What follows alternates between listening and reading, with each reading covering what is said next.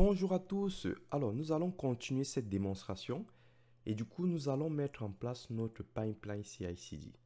Alors, je vais donc revenir sur Jenkins. Nous avons déjà préparé l'environnement.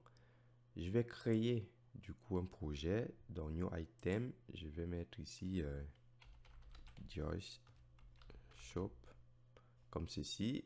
Je choisis Pipeline et je valide. Ensuite, je vais descendre tout en bas. Et ici, je vais mettre Pipeline Script from SCM. Et pour le SCM, je vais choisir Git.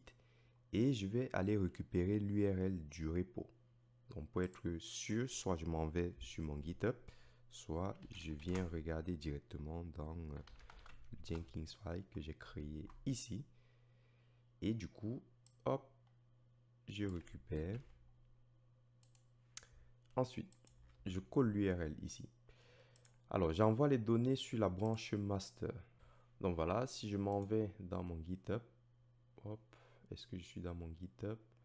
Angando, oui. Donc je regarde ici, je vois bien que c'est la branche master. D'accord? Et bien sûr, vérifiez votre Jenkins file s'il est à jour. Voilà, j'ai actualisé, il est à jour. Ok, je vais donc revenir, hop, ici. Et du coup, je ne me connecte pas de manière sécurisée sur mon repo, donc sur GitHub. Donc, je ne mets pas de credential. Parfait. Et ensuite, je dis pour le script que nous allons exécuter, donc par défaut, c'est le Jenkins file. Donc, c'est ce Jenkins file que nous allons cloner dans le conteneur Jenkins. Ok, donc ne changez pas ce nom. Je vais appliquer les modifications. Je fais une dernière vérification avant de lancer le pipeline. Donc, on regarde si on a bien installé tous nos outils. Donc, j'ai dit qu'on laissait ceci, on utilise le conteneur comme c'est spécifié dans la documentation, donc ça ne sert à rien. Je pense qu'ils vont abandonner ceci. Du coup, on va regarder est-ce qu'on est bon au niveau des credentials pour se connecter. Hop, je n'ai pas les credentials. Alors, il me faut les credentials. Déjà, je vais regarder si j'ai déclaré, donc administrer Jenkins. Hop, est-ce que j'ai déclaré le conteneur SonarQube? Donc, je viens ici, ressources, SonarQube Server. Je ne l'ai pas déclaré. Alors, il me faut absolument déclarer ce conteneur. Donc, je vais cliquer ici. Hop, je vais ajouter. Je vais revenir ici dans mon Jenkins file. Donc, le conteneur en question, il se nomme SonarQube. Donc, c'est pour cette partie. En gros, je vais créer deux instances de SonarQube. Donc, voici la deuxième instance. La première instance, je l'ai installée directement dans Jenkins ou dans le conteneur Jenkins. Et vous avez la deuxième instance qui sera lancée depuis ma machine hôte. Donc, si je fais un doc ps, forcément, vous allez voir ce conteneur. Donc, je dois le déclarer. Du coup, je vais revenir ici et je vais mettre un nom. Alors, je n'ai pas besoin de mettre l'URL. Par défaut, c'est localhost, mais en fait, dans le Jenkins file, je le déclare ici, l'URL. Par contre, j'ai besoin du token. J'ai besoin, du moins c'est Jenkins qui a besoin du token SonarQube pour se connecter justement dans le conteneur SonarQube afin de lancer des commandes pour checker les vulnérabilités au niveau du code et de générer les rapports. Donc, cela permet de faire une administration non seulement centralisée, on va dire un scan centralisé, mais ce qui est aussi intéressant, c'est que si ce conteneur échoue, on aura du coup SonarQube qui va continuer à fonctionner dans cette instance, qui va refaire le même boulot. Donc voilà, moi je préfère faire comme ça, c'est une méthode que j'adopte et ça marche très bien. Alors, je vais donc créer les credentials parce que j'aurai besoin de ça. Du coup, pour les credentials, on va se connecter sur le conteneur SonarQube. Donc, je reviens ici. Pour l'instant, je n'ai pas de token, mais c'est obligatoire. Donc, j'enregistre les modifications. Ensuite, je vais me connecter sur le conteneur. Hop. Donc, on va faire comme ça. Et c'est le port 9000. Donc, je vais venir ici et je vais mettre 9000. Voilà. Alors, par défaut, le login, c'est admin. Le mot de passe, c'est admin. Ok, une fois que je suis connecté, je dois changer le mot de passe. Du coup, admin. Mise à jour. Très bien. Alors, je vais directement passer à la génération du token. Donc, je vais venir ici, My Account, Security. Et là, je vais coller le nom de ce token. Donc, c'est ce nom que j'ai déclaré. On a dit ici, SonarCube Token. Voilà. Et ensuite, je vais prendre Global Anis Token. Bon, je mets No Expiration et je le génère. Je copie ce token. Je reviens sur Jenkins. Et ensuite, nous allons aller dans la partie Administrer Jenkins. Ensuite, on va se rendre dans Credential. On va cliquer sur Système. On va cliquer sur Identifiant Global illimité. Je vais ajouter un credential. Donc ici, je vais remettre, on a dit, c'est Secret Text. Et du coup, je laisse la portée à global. Hein. Donc, et là, je mets le secret. Et je vais mettre le nom. Donc, je peux aller directement ici. Donc, en gros, moi, je préfère aller sur le Jenkins file. Comme ça, on est sûr des informations qu'on fournit. Donc, le nom du credential, c'est SonarCube Token. Donc, je le récupère exactement là. Et du coup, je viens ici. On va mettre l'ID ici. Après, on peut mettre une description. Voilà, il est là. Une fois que c'est fait, je vais donc revenir sur Administrer Jenkins. On va repartir dans Système et on va chercher du coup SonarCube, l'installation. Donc, hop, j'ai mis l'adresse du serveur par défaut, hein, comme je vous ai dit.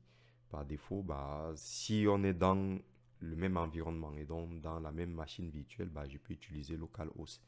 Si le serveur SonarCube était créé sur une machine physique avec une autre adresse IP, je renseigne en fait cette adresse IP ici suivie du numéro de port. Bien sûr, attention au numéro de port. Donc là, je vais venir chercher le token. Hop, je le mets ici. J'applique. Terminé. Donc, on regarde si nous avons toutes les autres installations, donc tous les autres tools.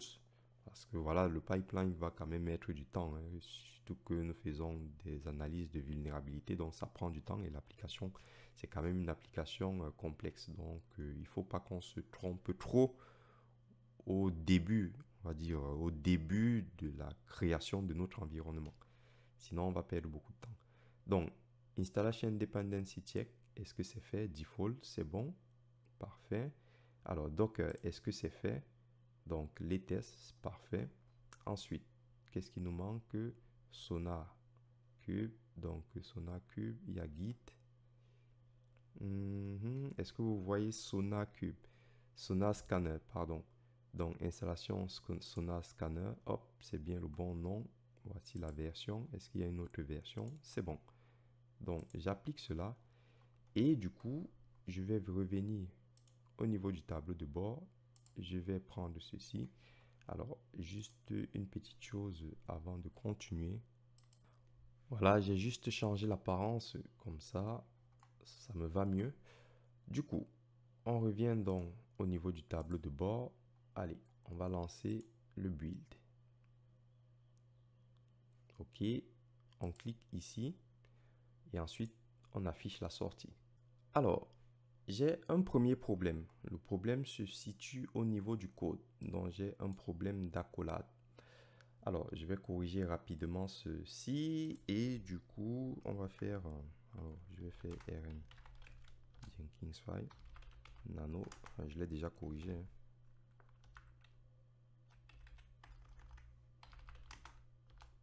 Donc, je colle tout. Ensuite, j'enregistre. Et du coup, je suis obligé de faire un git add, un git commit -m. On va mettre ici fact. Voilà. Et ensuite, un git push -u. Git -u. Voilà, comme ça va vite. OK. Du coup, je reviens ici. on va refaire notre replay. Enfin, de toute façon, ça n'a pas réussi. Donc, je vais supprimer ce premier build et on va relancer un deuxième.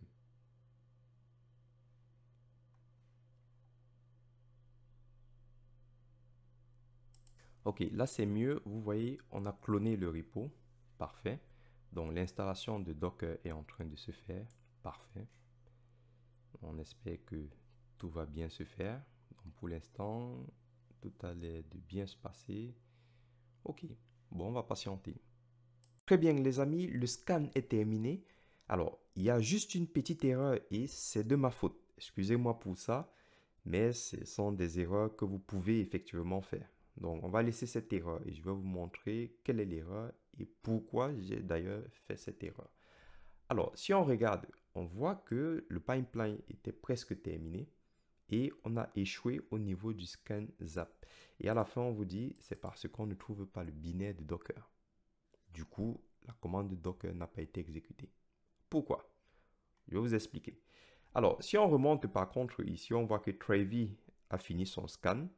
Il a trouvé des vulnérabilités. Voici le résultat. On voit les CVE et on peut voir ici, c'est un tableau. Donc, si je monte là, on a le début du tableau. Vous avez les vulnérabilités, vous avez le titre de la vulnérabilité, la sévérité, le statut c'est fixé et vous avez la version pour faire votre mise à jour afin d'éviter cette faille de sécurité. Donc voilà, ça c'est pour Trevi, ce sont les résultats de Trevi. Et ensuite, vous avez les résultats de SonarQube plus en haut. Donc tout ça, ce sont les scans. Donc cela ici. Et si vous regardez attentivement, vous allez voir qu'au niveau du code, on vous dit qu'il y a des problèmes. Vous pouvez voir ici qu'il y a des problèmes au niveau des syntaxes du code, etc. Donc, on arrive quand même à trouver pas mal de choses. Donc voilà, en tout cas, au niveau de la préparation de l'environnement, sachez que il y avait quand même pas mal de pièges à éviter, mais il faut être rigoureux. Alors, nous allons résoudre le problème pour lancer le scan ZEP. Alors, qu'est-ce qui s'est passé en fait? Je vais revenir au niveau du code et je vais faire un cat du Jenkins file, sur le Jenkins file. Alors, vous voyez que lorsque je lance la commande Docker, vu que j'ai mis Docker dans une variable d'environnement, enfin le binaire pour l'installation, bah forcément, j'ai commencé à utiliser les variables d'environnement pour lancer les applications. Il faut savoir que en fait, ces applications se lancent uniquement lorsqu'on démarre le pipeline. Donc forcément, si dans un stage, on n'a pas besoin de Docker, bah, le conteneur va se supprimer. Vous voyez ce que je veux dire? Donc, Docker n'existera pas. Sauf qu'ici, je n'ai pas utilisé la variable d'environnement. J'ai lancé directement la commande et du coup, c'est tout à fait normal qu'il ne trouve pas Docker. Alors, vous n'êtes pas obligé. Il y a tellement de possibilités en réalité. J'avais d'abord utilisé une méthode, mais j'ai eu des problèmes de droit et je ne voulais pas perdre du temps avec ça. La méthode que j'avais utilisée, c'était tout simplement de prendre l'image de Jenkins et ensuite de créer une nouvelle image avec l'installation de Docker. Donc c'est possible, mais il faut mettre des autorisations parce qu'à chaque fois que vous allez lancer la commande Docker, vous allez interagir avec la socket Docker de la machine hôte. Donc si vous ne mettez pas les bons droits, ça ne va pas marcher. Et en fait, j'ai évité cette méthode-là parce que c'est plus simple de faire cela avec Jenkins. Donc, d'installer Docker depuis les plugins de Jenkins. Donc, c'est ce que nous avons fait et ça marche très bien. Sauf que il faut bien sûr utiliser la variable d'environnement pour aller rechercher le binaire. Alors, on peut bien sûr mettre le chemin complet, sauf que, comme je vous ai dit, il faut trouver où les binaires s'installent. Donc, il faut capturer en fait le chemin des binaires, donc faire un test, ensuite entrer dans le répertoire de travail et puis voir où les binaires se mettent. Mais bon, de toute façon, la meilleure méthode, ça sera d'utiliser cette variable d'environnement. Et ce n'est pas le cas ici. Ça ne veut pas dire que cette commande ne marche pas. J'ai tout simplement pris cette commande sur le site officiel de ZEP et j'ai collé bêtement. C'est pour cela que je disais que c'est de ma faute. Très bien, j'ai donc fait toutes les modifications nécessaires. J'ai coupé la vidéo pour qu'on essaye de gagner en temps. De toute façon, je vais vous fournir ce code. Il est fonctionnel à 100%. J'ai géré toutes les erreurs qu'il faut. Cependant, je vais vous donner un code où je ne capture pas les erreurs. J'ai juste envie de vous montrer comment le pipeline s'enchaîne. Donc, les différentes étapes vont s'enchaîner. Mais dans la vraie vie, en entreprise, quand il y aura une vulnérabilité détectée par Trevi, hop, le pipeline va s'arrêter. Il faudra du coup corriger le code afin de poursuivre les autres stages. Voilà comment ça se passe. Du coup, toutes les erreurs que j'ai capturées, c'est à des fins de formation. N'oubliez pas cela. Donc, ne fournissez pas ce pipeline dans vos entreprises, s'il vous plaît. Alors, du coup, pour déployer le conteneur à ce niveau, je vais donc utiliser aussi le réseau. Alors, j'ai donc un réseau qui se nomme ZepNet, ce qui signifie que forcément, Zep va pouvoir discuter avec ce conteneur. Logique. Alors, on s'imagine que lorsqu'on va créer en fait notre conteneur sans spécifier un réseau, on s'imagine que ça va fonctionner. Bah, parce que le réseau par défaut, c'est le réseau de type bridge. Mais sachez que ça ne fonctionne pas. Je pensais aussi à l'époque, mais sachez que ça ne fonctionne pas. Et du coup, on peut aussi avoir des oublis. Voilà. Hop, qu'est-ce qu'il y a d'autre? Donc, tout ça, c'est bon. C'est la nouveauté que j'ai rajoutée ici. Hein. Donc, le réseau pour déployer le conteneur. Donc, déjà, j'ai testé toute cette partie au niveau du déploiement. Ça fonctionne. Hein. Donc, c'est ici que nous avons un problème. Du coup, j'utilise l'utilisateur root parce qu'on aura besoin d'écrire le fichier qui aura toutes les infos qu'on va collecter sur le conteneur. Et pour écrire sur ce fichier, vous devez avoir des droits. Et j'ai aussi eu un problème de droit, donc j'ai rajouté l'utilisateur root. Comme ça, c'est fait. Bon, ça, c'est un environnement de test, donc on peut se permettre de mettre l'utilisateur root. Voilà. Alors, vu que j'ai créé le réseau, enfin, que j'ai déclaré un réseau au niveau de mon Jenkins file, je dois aussi créer un réseau en local. Donc, je vais faire je voulais faire kubectl. Donc, c'est doc network create. Je vais mettre ici ZepNet. Alors, j'ai déjà créé d'ailleurs. Hop, il est là.